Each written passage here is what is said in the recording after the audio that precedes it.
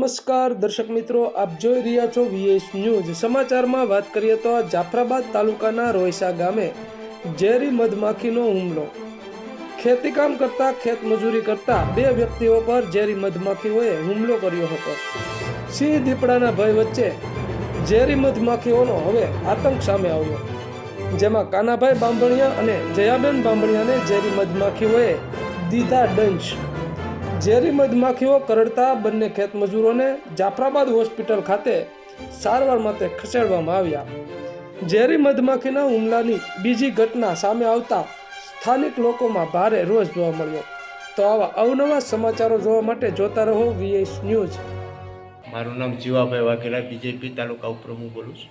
હું વાડીએ જતો હતો તો એ લોકો રાઈડ નાખવા માંડ્યા। મને તાત્કાલિક કાનાભાઈએ બોલાવ્યો, મને કે આમનું આમ થયું છે। મેં અગાઉ પણ જાણ કરેલી છે કે આવી રીતે બનાવ બનેલો છે, પાછો આ બીજી વાર બન્યો છે। કોઈ જંગલ ખાતા કે કૃષિ વિભાગમાં જ્યાં કોઈ પણ સંસ્થામાં આવે તો એની તકેદારી લેવા ભાગરૂપે પગલાં લેવા